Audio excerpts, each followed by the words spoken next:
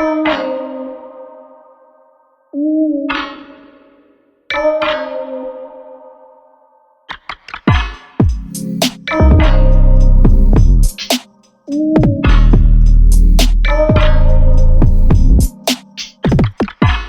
mark of the beast is not 666, part 2. 666 is nowhere to be found in the original Greek. Go watch my previous teaching. And he causes both small and great, rich and poor, slave and bound, to receive a mark on his right hand or in his forehead, and that no man may buy or sell, lest he has the mark or the name of the beast or the number of his name. If you paid attention to the last verse, you'll see three things. 1. Do you see that the mark of the beast is his name? 2. Do you also see that the mark of the beast is the number of his name? 3. Do you also understand that the name and the number of the beast is the exact same thing? So, the number of the beast is his name. This means if we can find out what the name of the beast is, we'll also find out what his mark is. Here is wisdom. Let him who has understanding count the number or the name of the beast, for it is the number or the name of a man, and his name or number is Chi Zi Sigma, Strong's word G5516. So let's see what the first symbol Chi or X means. The New World Encyclopedia, and I quote, X or Chi is the most commonly encountered Christogram in the English-speaking countries today. The Greek letter X or Chi represents Christ and his cross.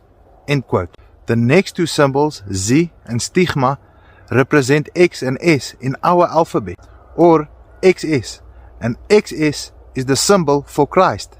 The Catholic Encyclopedia says the following: Christos or Expetios or XS is one of the most commonly used Christograms throughout history. Anytime we see XC in paintings or memorials, that is equivalent to XS today. So Christos equals XS, XS equals XC. So Revelation is warning us against a man that will be called XS or Christos. And this man is going to have an X or a cross as a permanent sign. The true Messiah's name is not Jesus Christ or Jesus Christus or Chi Zi Sigma, but Yeshua, the Son of God. Let no man deceive you by any means, for that day shall not come before the falling away first. Falling away from what? Falling away from the law, of course. And that man of sin is revealed, the son of perdition, the lawless one. He will oppose and exalt himself above everything that is called God and worshipped, so that he sets himself up in God's temple, the church, proclaiming himself to be God, the Trinity. And I heard another voice from heaven saying, Come out of her, my people, before you partake in her plagues, the church.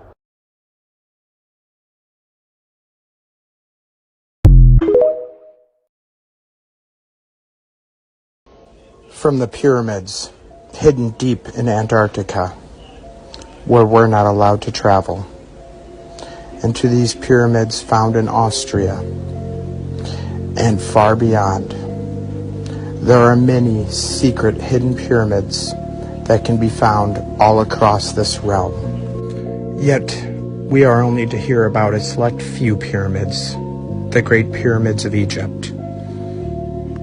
Many of the governments of this world that house these pyramids refuse any exploration, and you must ask yourself if they're nothing more than just monoliths of an old world made by a primitive people. Why are they so secretive? It is because of the power these pyramids possessed, and still do, an ancient earth energy grid. Pyramid power, energizing and connecting us all. Something the elites want us to have nothing of. Question everything. One of the greatest proofs is that the Earth is flat. We're spinning at 1,000 miles an hour. We're orbiting in the heliocentric model the Sun at 66,600 miles an hour. While doing that, we're chasing the Sun at almost 500,000 miles per hour. So we're corkscrewing and spinning through an infinite universe, never to return to where we were before. The Georgia Guidestones had a little hole drilled in the middle stone, and if you look through it, there is the star Polaris, our North Star. How can we be traveling in all these different directions, traveling infinite distances, and that star just always remains in that hole. There's no way it would be in that circle a day, let alone 40 years.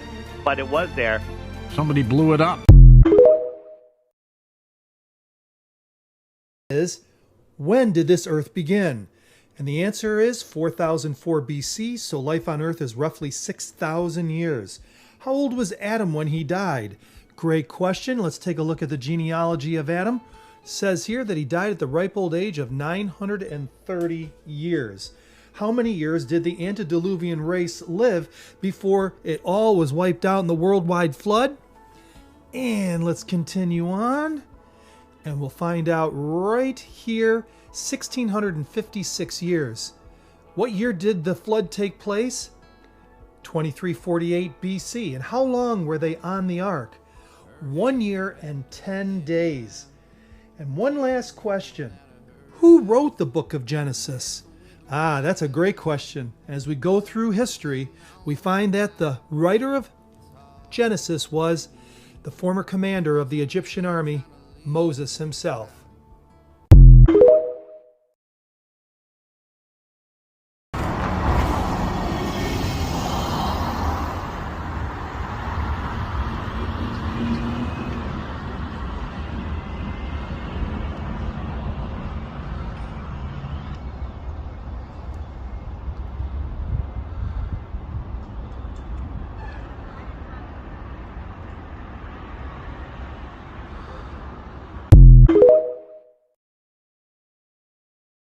When God explain this to me.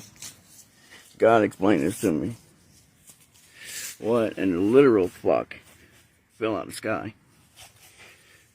It is ice on the bottom, metal up top. And I guess like these fucking, I don't know, ruins? Ain't no damn ruin, that's stupid. Stress fractures.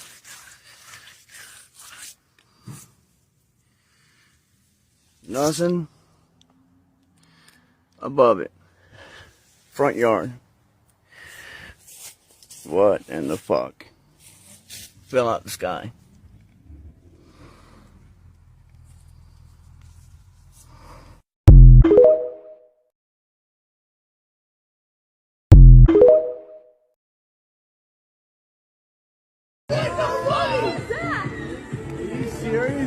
What the fuck is that?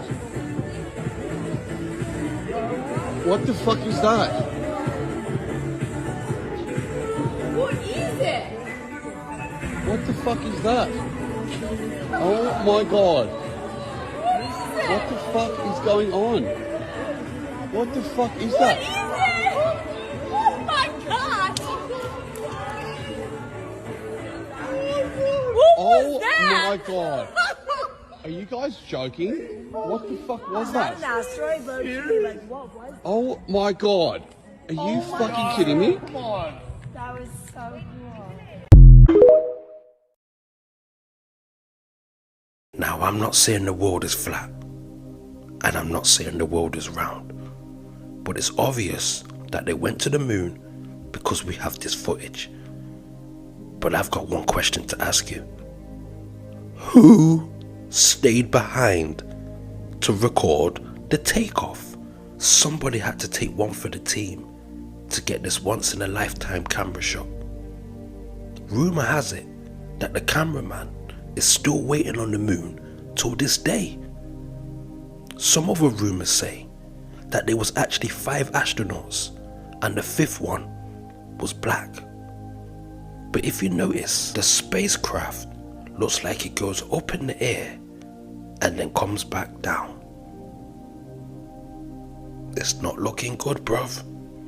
It's not looking good.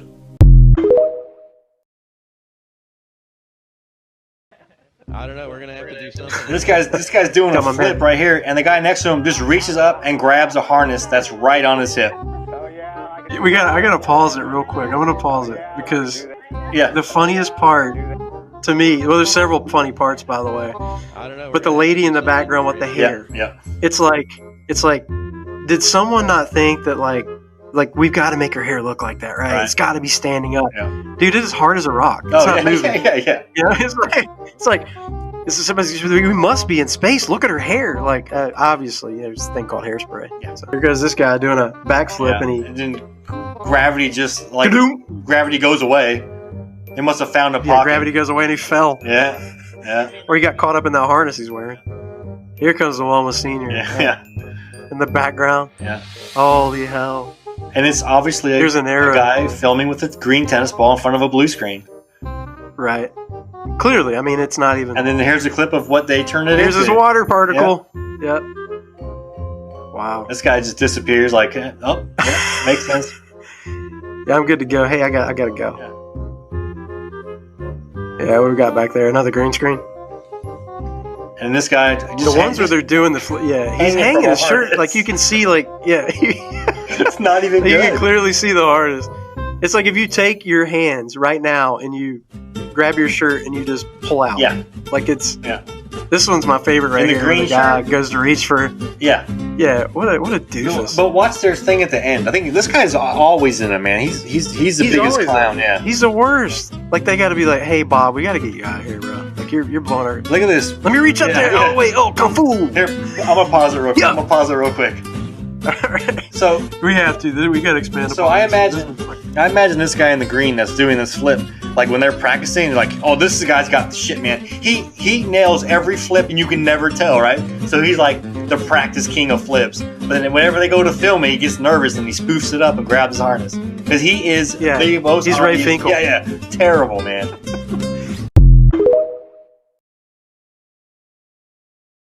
Angel number 33. If you're seeing this powerful magnetic angelic energy number, this is definitely confirmation that divine source is with you. You are being divinely protected and your purpose is so much more bigger than you.